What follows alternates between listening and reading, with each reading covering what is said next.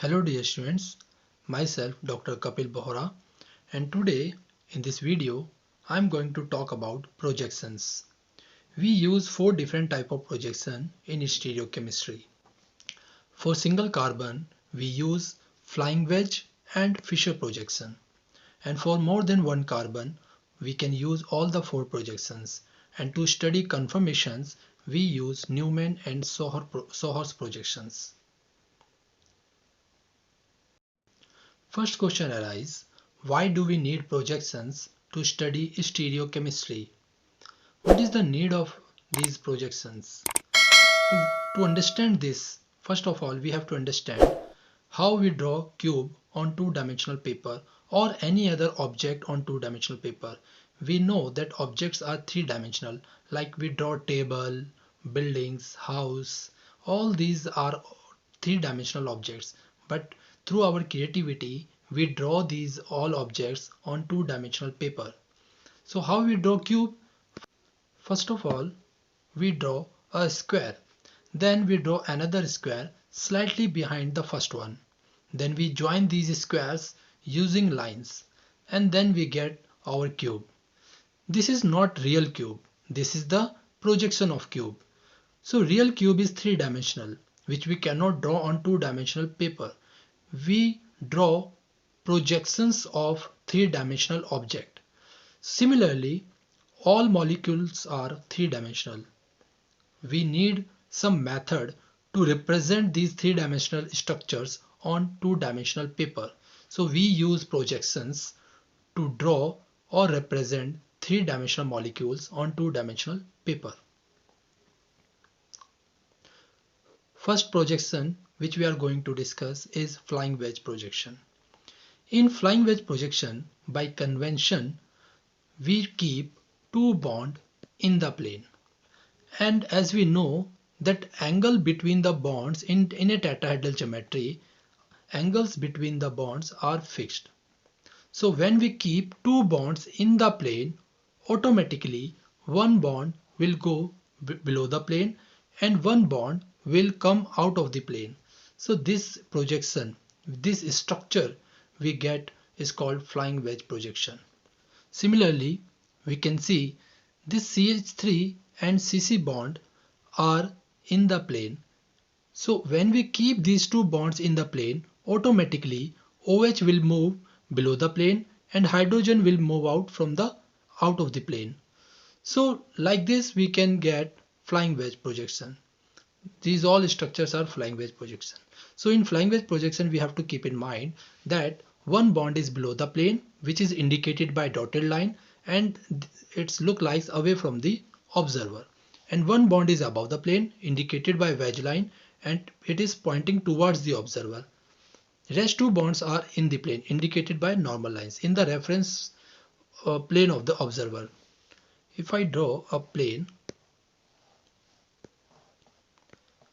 let's suppose this is our plane.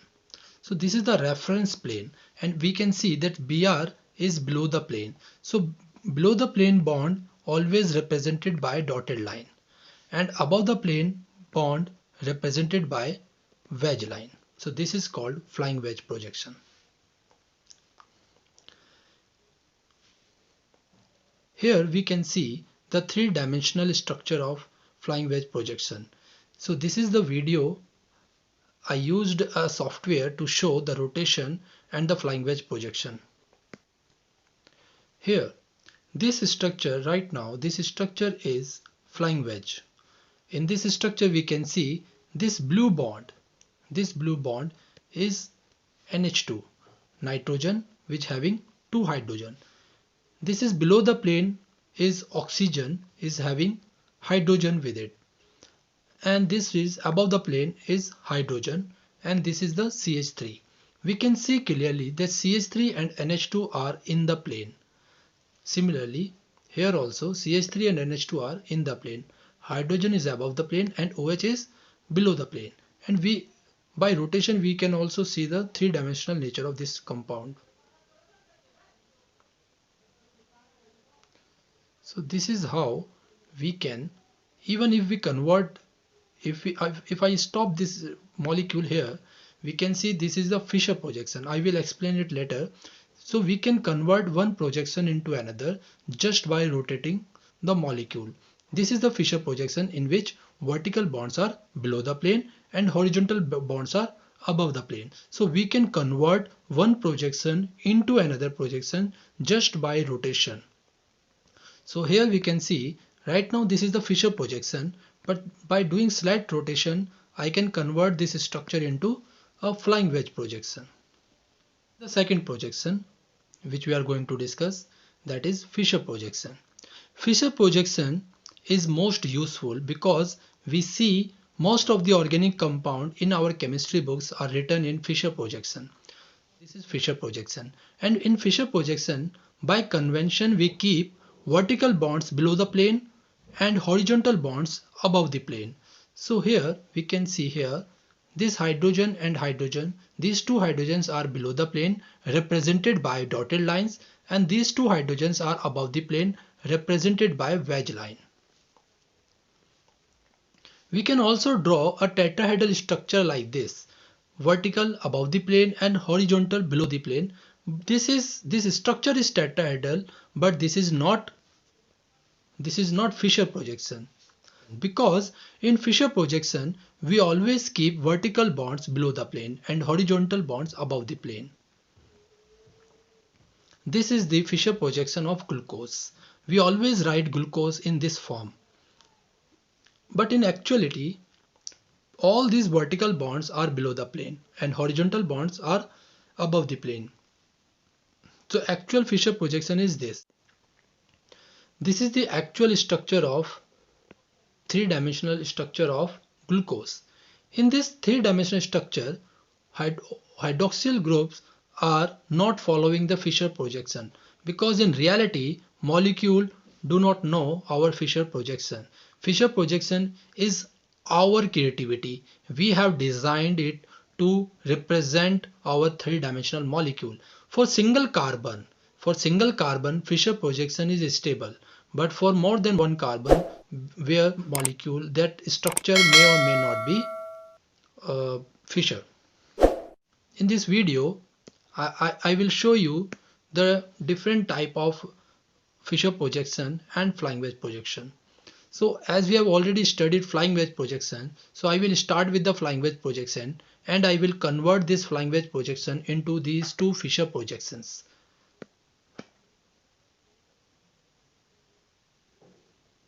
Here we can see this structure is flying wedge projection, in which this big atom bromine, orange color bromine, is below the plane, oxygen is above the plane, CH3 and hydrogen are in the plane. So this structure is flying wedge projection.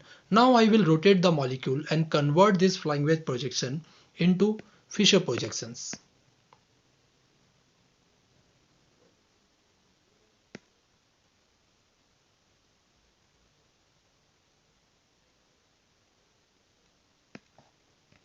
This is one Fisher projection in which we can see CH3 and hydrogen are below the plane, bromine and OH are above the plane. So vertical and horizontal. This molecule is slightly tilted, but if we see from a particular angle, we can see that CH3 and hydrogen are below the plane, vertical, and OH and Br are horizontal above the plane.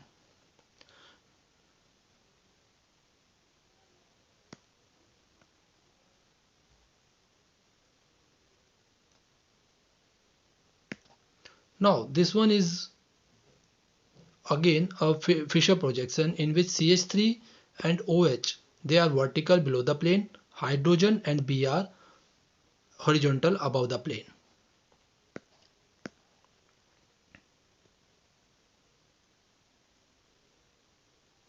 So we can draw many structures like this one also. This is the second one. Next projection is Newman projection. We use this projection to represent molecules having more than one carbon atom. Most commonly we use Newman projection to explain the carbon-carbon single bond rotation in conformations. In a Newman projection we look lengthwise down a specific bond of interest In this case, the carbon-carbon bond in ethane. We depict the front carbon atom as dot and the back carbon atom as a larger circle.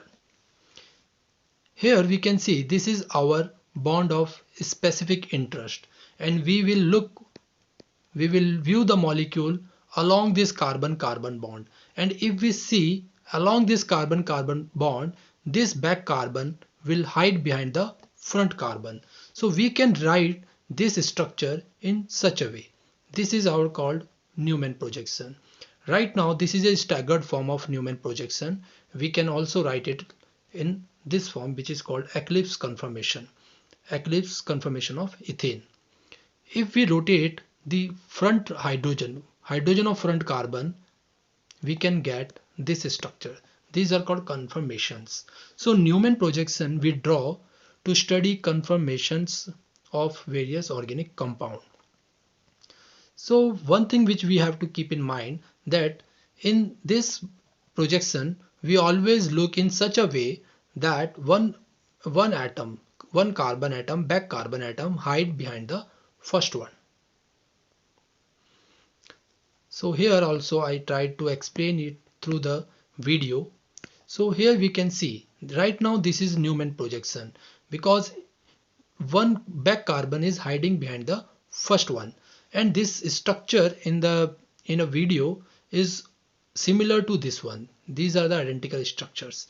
Now I will rotate this molecule, this Newman projection, and try to convert it into a Sawhorse projection.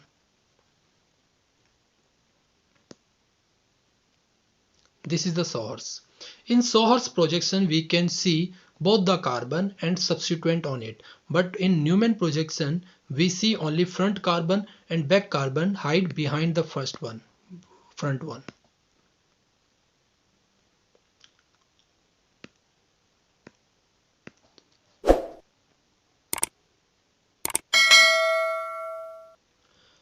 And fourth projection which we are going to discuss is Sawhorse projection. In Sawhorse projection, the bond under consideration is held at an angle pointing away from the observer, such that the atoms in front as well as behind can be seen. In Sawhorse projection, we set our viewing angle in such a way that we can see both the carbon and substituents on these carbons. So we see this molecule like this. This is called Sawhorse. So in Sawhorse projection, we set our viewing angle in such a way that so that we can see both the carbon and substituent on that carbon. So this is again our bond of specific interest. But in this in Newman we see from this side. In Newman projection we see from this side, but in Sawhorse projection we see from the side. So we can see both the carbon at a time. How to draw Sawhorse projection? We can draw Sawhorse projection using this Y. If we draw two Y and join them by line, we get eclipse conformation of Sawhorse projection. And we can take two inverted Y also and join them by a line. In this case also we get eclipse conformation. For staggered conformation, we have to take one Y and one inverted Y and join them by a line to get a staggered conformation. So in this case also we can see one inverted Y and one Y.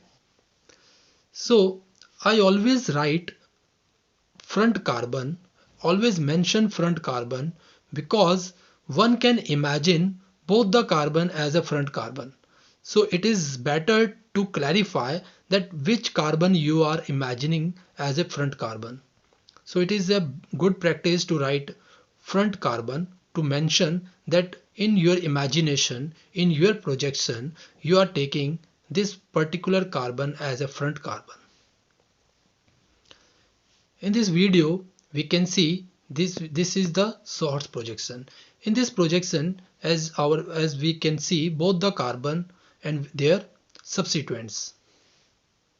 So this bromine and nitrogen, these are at the front carbon, and OH and chlorine are at the back carbon. This is called Sawhorse projection. In the next video, I will discuss the interconversion between these projections. So thank you for watching.